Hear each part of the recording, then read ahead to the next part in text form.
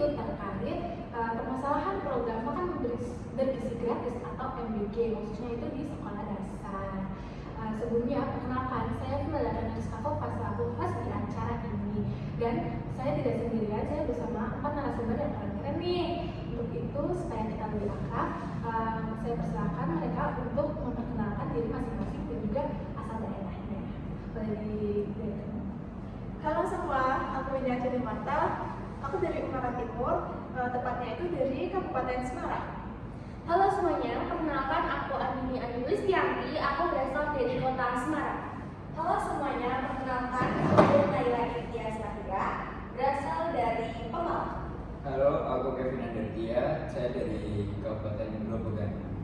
Nah, kita udah kenal nih sama masing-masing narasumber yang ada di depan sini. Dan tadi juga sedikit disinggung terkait program makan bergizi gratis atau MBG ini.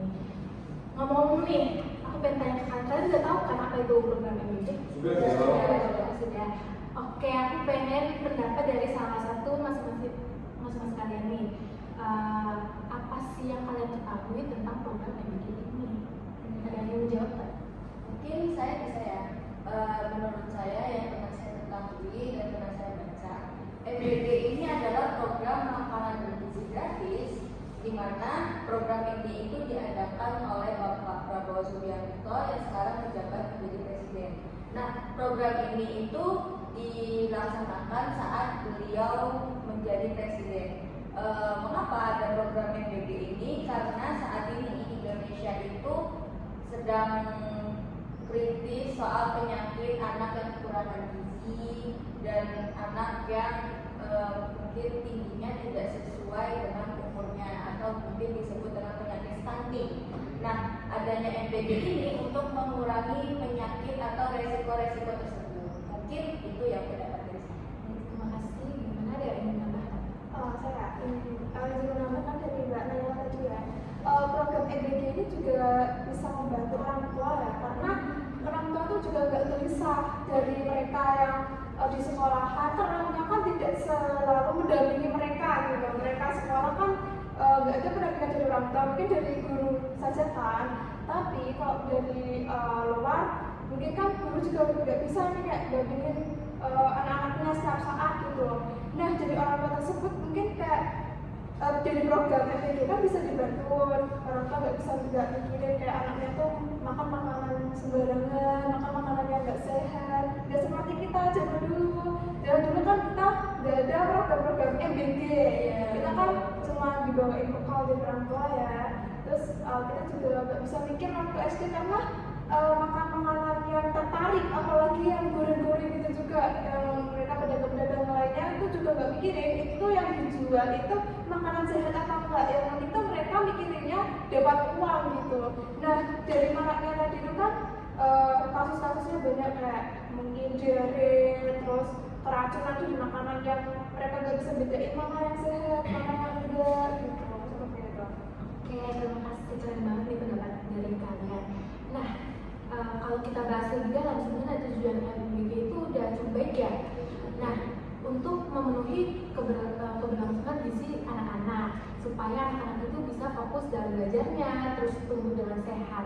Tapi di sisi lain, sekarang kan juga banyak kasus-kasus seperti anak yang mengalami gangguan kesehatan setelah mengonsumsi dari makanan dari program ini, dan juga adanya berita terkait yang mobil MBG ini menabrak ada beberapa siswa yang sedang upacara.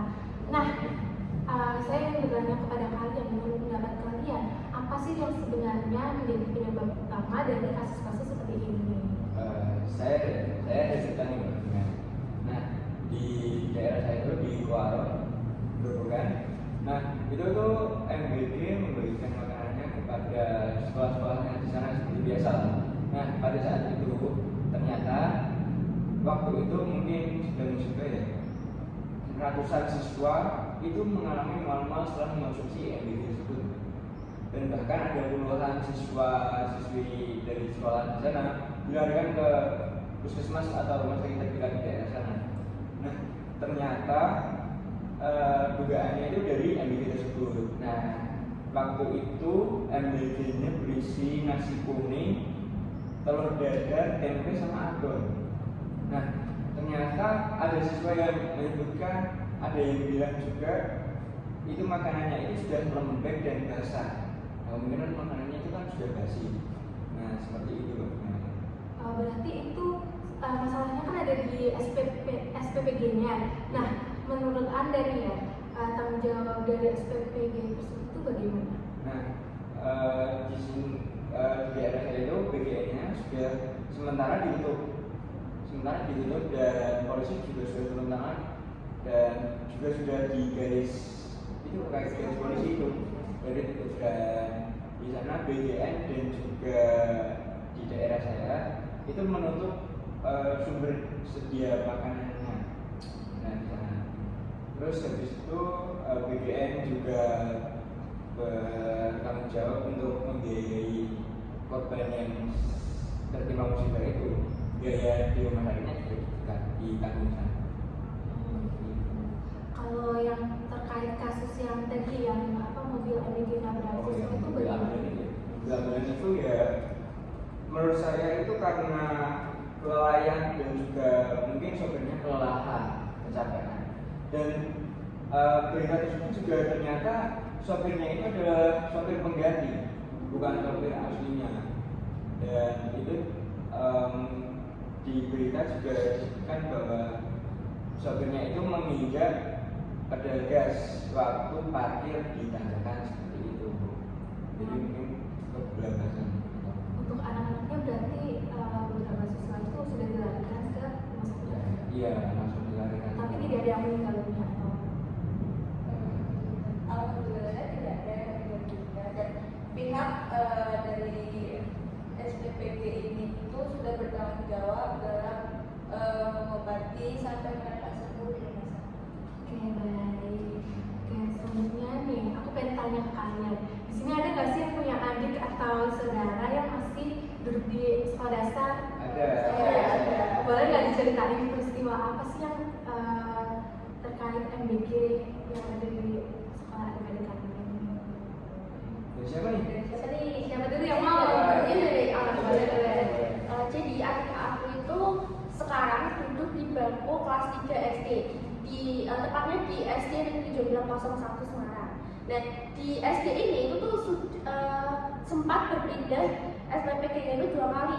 Di SPPG yang pertama itu tuh sebenarnya makanannya itu menurut saya ya itu tuh sehat karena gizinya tercukupi dengan sayur-sayuran, kemudian karbohidratnya itu juga lumayan gitu kan. Tapi entah mungkin ada masalah apa, kemudian SPPG yang di SD adik saya itu dipindah menjadi SPPG ke lain SPPG. Dan di SPPG yang kedua ini itu tuh menurut saya itu gizinya itu kayak kurang mencukupi ya. Kalian tahu gak sih kayak yang paper bag yang untuk makanan itu? Oh, iya.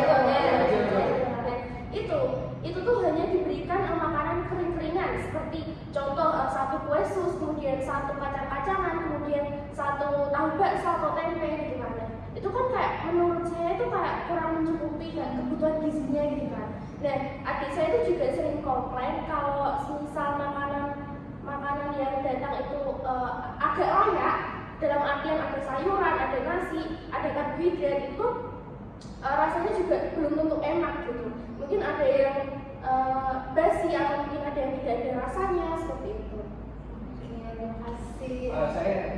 Saya dulu ya. Nah, berarti itu sama seperti peristiwa saya yang waktu itu disuruh menghitung anggarannya.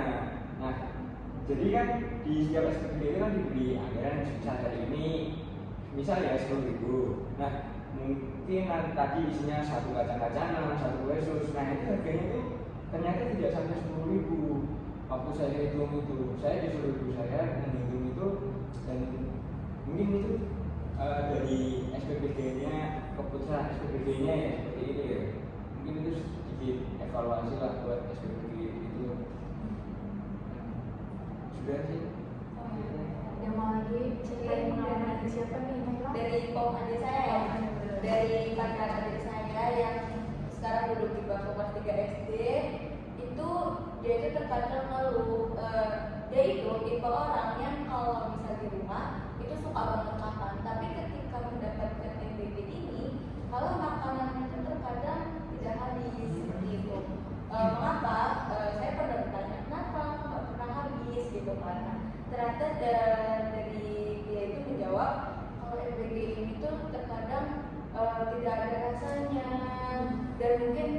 pada porsi ada beberapa lauk seperti ayam itu keras seperti itu.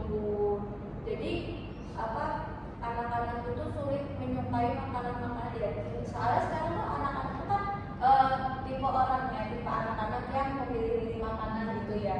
Jadinya akhirnya MBG itu tidak habis dimakan oleh kita. Terus nih, misalnya kalau anak-anak tidak menghabiskan makanan tersebut, biasanya itu diapakan makanan yang tidak habis itu kan? Bukannya setahu saya ya, kalau makanan dari MBG program MBG ini harus dihabiskan. Sementara kalau anak yang tidak bukan itu. Nah, kalau dari sekolah adik saya itu dari gurunya itu mengusulkan untuk setiap siswa membawa kotak bekalnya masing-masing.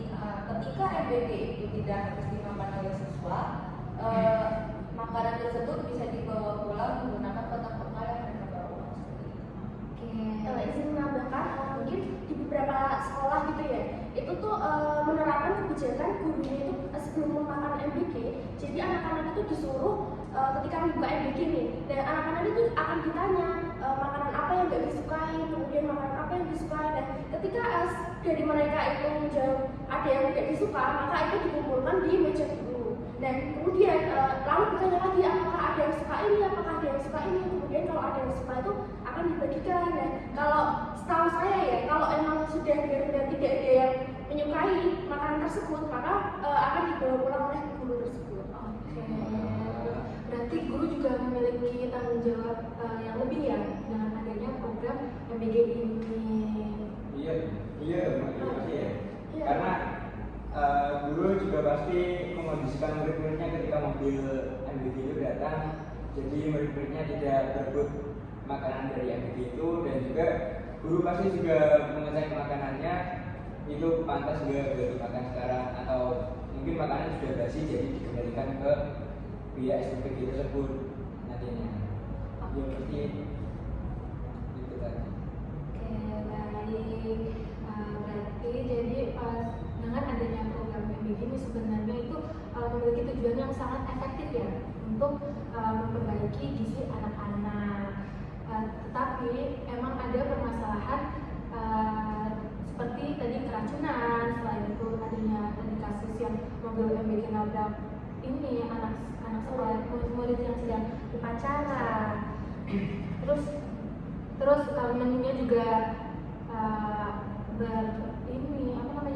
kurang cocok dengan anak-anak seperti itu. Berarti pengawasannya juga harus diperketatkan supaya tidak berdampak buruk bagi siswa-siswa. Oke, terima kasih.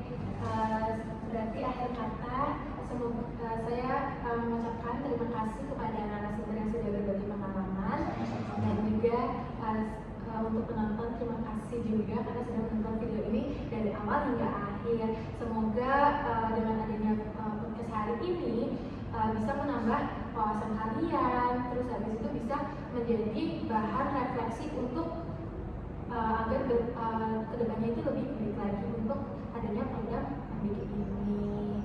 Terima kasih, sampai jumpa di lain episode dan selamat